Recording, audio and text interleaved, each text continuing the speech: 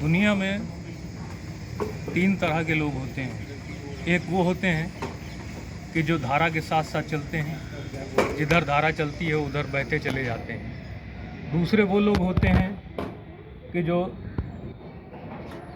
धारा के विपरीत रहते हैं, यानी अपने उसूलों पे खड़े रहते हैं और धारा का उनके ऊपर कोई प्रभाव नहीं पड़ता है, कहीं से भी वो मुतासिर नहीं होते हैं। लेकिन एक और किस्म है कि जो कुछ ऐसे लोग भी होते हैं कि जो धारा को अपनी ओर मोड़ लेते हैं।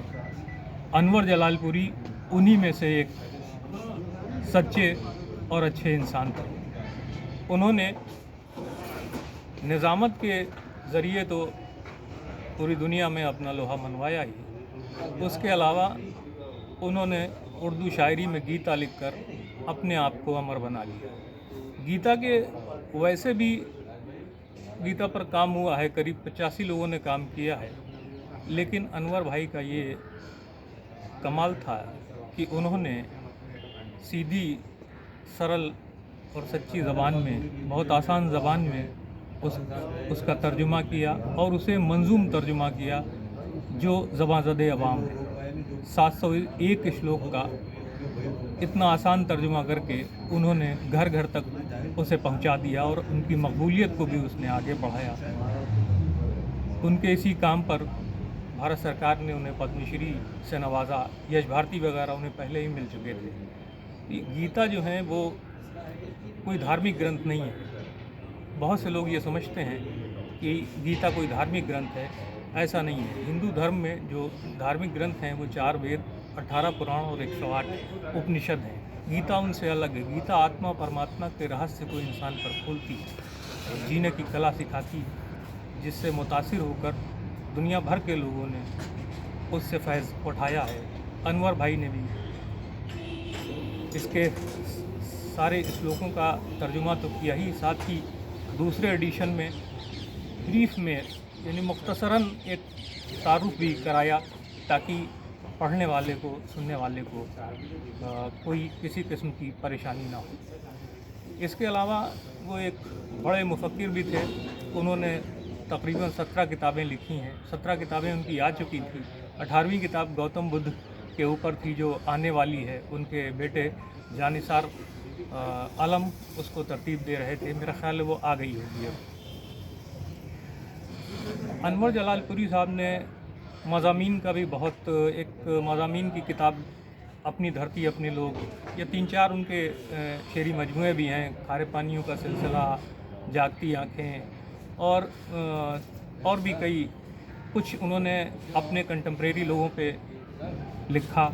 अपने साथ के लोगों पर उन्होंने मुख्तसर तारुफ भी कराया, उनके टैलेंट को पहचाना और उन पर कलम उठाया। उसके अलावा कुछ माजी के ऐसे लोग जो उर्दू अदब का एक सरमाया हैं, उनके ऊपर उन्होंने कलम उठाया। अनवर जलालपुरी ने निज़ामत 1968 में, उन्होंने मुझे ख़ुद बताया था कि 1968 में जब मलिकज़ादा साहब जलालपुर के आसपास कहीं गए हुए थे और अनवर भाई के फ़ादर ने उनकी निज़ामत सुनी और बहुत तारीफ़ की। उसके बाद से वो मुतासिर हो गए और उसके बाद से फ़ॉलो करना उन्होंने शुरू किया प्रोफेसर मलिकज़ादा मंजूर अहमद साहब को, और अपना गुरु मान लिया उनको। और इस तरह से उन्होंने आगे जाके अपनी परंपरा को बढ़ाया और उनको आखिर वक्त तक निभाया भी। अनवर साहब लखनऊ शहर में भी आखिरी वक्तों में आकर कुछ बरस रहे और उन्होंने लखनऊ में भी शम्ए अदब को रोशन किया। यहाँ की तकरीबों में भी जाते थे और वक्तन फ़वक्तन आपस में मिलते रहते थे, मशवरा करते थे और कुछ ना कुछ नई करने की तहरीक हमेशा उन्होंने अपने से छोटों को भी दी। अनवर भाई